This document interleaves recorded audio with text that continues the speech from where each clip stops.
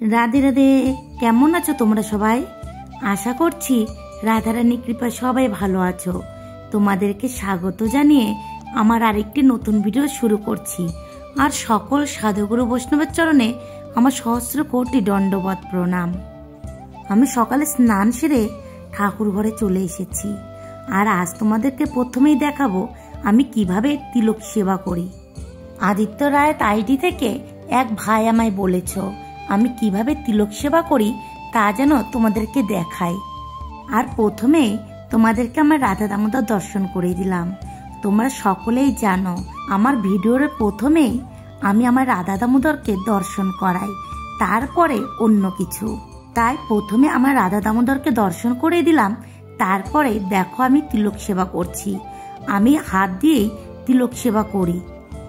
প্রথমে ললাটে তিলক ধারণ করে নিলাম। আর আমি এইভাবেই প্রতিদিন তিলক ধারণ করি। প্রথমে ললাটে তিলক ধারণ করার পর তারপরে সব জায়গাতে তিলক ধারণ করে নেব। আর একটা পাতলা কাপড় দিয়ে মাঝখান দিয়ে এইভাবে মুছে নেব। তারপরে আমার তিলক পরা হয়ে গেল। আর এইভাবেই আমি 12 মাস তিলক ধারণ করি। ভাই তুমি বলেছিলে বলে আমি তিলক কিভাবে ধারণ করি তা তোমাকে দেখালাম। এখন দেখো আমার দাদুর সঙ্গে তিলক ধারণ করা হয়ে গেছে। ভাই তোমাকে অনেক ধন্যবাদ। এভাবে আমার পাশে থেকো আর অনেক অনেক গোবিন্দের সেবা করো আর হরি নাম করো। এখন দেখো আমি পুজো অর্চনা সব কিছু করে নেব। আর পুজো অর্চনা করার পর এখন আমার গোপাল সোনাদের বাল্য সেবা দিয়ে দিয়েছি। আজ তোমাদেরকে পুজো অর্চনা কিছু দেখালাম না, কারণ প্রতিদিন একরকম সব কিছু দেখতে তো কারোরই ভালো লাগে না, সেই কারণে। রাধে রাধে। এখন আমার পুজো অর্চনা সব কিছু হয়ে গেছে। এখন সবজি আমান্নি করব, আবার 10টার ভোগ দেব, তারপরে আবার রান্না করব দুপুরে। সব কিছু তোমাদের সাথে শেয়ার করছি। দেখেছো বাইরের পরিস্থিতি কি রকম, একদম রৌদ্র উঠছে না। আর মনে হচ্ছে এ কয়েকদিনের মধ্যে আজকে সবচাইতে বেশি ঠান্ডা। কি আর বলবো। এখন দেখো আমি সবজি আমান্নি করে নিচ্ছি। তোমাদের দাদা ভাই একটু বাজারে গিয়েছিল, বাজার থেকে কিছু সবজি নিয়ে এসেছে। আর আমি এখন সবজি আমান্নি করে নিয়ে তারপর আবার রান্না বসিয়ে দেব। আর সকালকার যে 10টার ভোগ দিই সেটারও কিছু করতে হবে। ভেবেছি আজ একটু পরোটা আর বেগুন ভাজা করে 10টার ভোগটা দেব। আর প্রতিদিন যেন একটাই সমস্যা, কি রান্না করব। সেই কারণে চিন্তা ভাবনা করে রান্না করতে নিয়েছি। আজ করব যে একটু পালং শাক এনেছে, পালং শাকের ঘন্ট করব। আর পালং শাকের ডাঁটা দেখলে ওই ডাঁটা দিয়ে তারপরে বেগুন, আলু, ফুলকপি সব কিছু দিয়ে একটা পাতলা করে সবজি রান্না করব। এখন দেখো আমি পরোটাটা প্রথমে ভেজে নিয়েছি, তারপরে একবারে দুপুরে রান্নাটাও বসিয়ে দিলাম। আর একটু এখন বেগুন ভাজা করে নিয়ে আমি পরোটা দিয়ে বেগুন ভাজা দিয়ে আমার গোপাল সোনাদের ভোগ দিয়ে দেবো 10টার। আর যারা যারা আমায় কমেন্ট করেছো আর যারা যারা আমার ভিডিওগুলো দেখো তাদের সকলকে জানাই অসংখ্য ধন্যবাদ। এভাবেই তোমরা সবাই আমার পাশে থেকো। আর তোমরা আমার প্রতিদিন ভিডিওগুলো দেখো কতটা সময় নষ্ট করে, সে কারণে তোমাদেরকে অনেক অনেক ধন্যবাদ। আর হয়তো সময়ের অভাবে অনেকেই কমেন্ট করতে পারো না, তবু যে আমার ভিডিওগুলো দেখো এই কারণে তোমাদেরকে জানাই অসংখ্য ধন্যবাদ। এভাবেই তোমরা সবাই আমার পাশে থেকো। আর এখন দেখো আমি 10টার ভোগ দিয়ে দিয়েছি। আর দেখো বাড়ির সামনে দিয়ে একজন ফুলের গাছ বিক্রি করতে করতে যাচ্ছিল। তো ফুলের গাছ দেখলে আমি আর নিজেকে ঠিক রাখতে পারি না, তখন এই ফুলের গাছগুলো নিয়েছি। ওই দিদি কিছু গাছ নিয়েছে, আমিও কিছু গাছ নিয়েছি।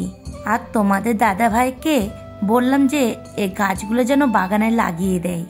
আর রনির দত্ত আইডি থেকে একজন আমায় বলেছ আমি যেন বাড়িতে একটা চাপা ফুলের গাছ লাগাই, কারণ রাধারানীর চাপা ফুল খুব প্রিয় একটা ফুল। সেই কারণে তুমি আমার বাড়িতে একটা চাপা ফুলের গাছ লাগাতে বলেছ। তোমার এ কথা শুনে খুব ভালো লাগলো যে তুমি রাধারানীর কথা এত ভাবো। যাই হোক, তোমাকে একটা কথা বলি, আমার বাগানে চাপা ফুলের গাছ আছে, কারণ আমিও জানি রাধারানী চাপা ফুল খুব পছন্দ করে, সে কারণে বাড়িতে একটা চাপা ফুলের গাছ লাগিয়েছি। তোমাকে অনেক ধন্যবাদ। এভাবে তোমরা সবাই আমার পাশে থেকো, আর অবশ্যই ভজনীয় অনেক কিছু আমাকে শিখিয়ে দিও তোমরা, কারণ সবাই তো সব কিছু জানে না বলো, সেই কারণে তোমাকে বললাম। আমরা যত কিছুই জানি না কেন, তবুও কোনো না কোনো কিছু অজানা রয়েই যায়, কারণ শিক্ষার শেষ নেই। আর একটা কথা তো মানতেই হবে, সাধুগুরু বৈষ্ণবের কৃপা ছাড়া কখনোই কেউ ভজন পথে এগোতে পারে না। তাই সকল সাধুগুরু বৈষ্ণবের চরণে আমার সহস্র কোটি দণ্ডবত, আর সকলেই যেন এ অধমকে কৃপা করে। এখন দেখো আমি দুপুরে ভোগ লাগিয়ে নিয়েছি। ভোগ লাগানোর পরে এখন উনুনগুলো ভালো করে মুছে পরিষ্কার করে নিচ্ছি। তারপরে আরও অনেক কাজ আছে, সব কিছু তো আর দেখানো সম্ভব হয়ে ওঠে না, কারণ ভিডিওটা অনেক বড় হয়ে যায় সেই কারণে। আর সুপর্ণা, তুমি আমায় বলেছ তুমি একাদশী ব্রত করবে, আমি শুনে খুব খুশি হয়েছি। অবশ্যই একাদশী ব্রত আমাদের সকলেরই করা প্রয়োজন। তুমিও একাদশী ব্রত করছো, এই কথা শুনে আমি খুবই খুশি হয়েছি।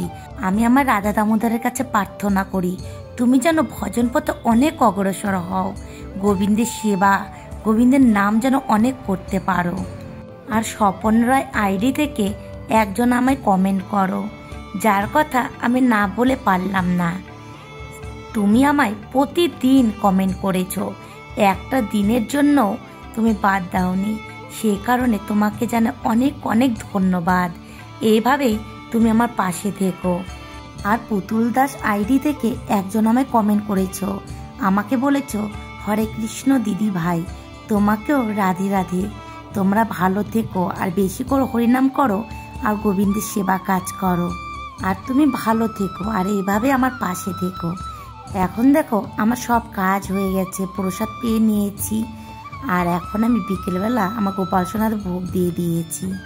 আজকে ভিডিওটি আমি এখানে শেষ করছি, দেখা হবে পরে কোনো ভিডিওর সাথে। তোমরা সবাই ভালো থেকো, আর এইভাবেই আমার পাশে থেকো। রাধে রাধে।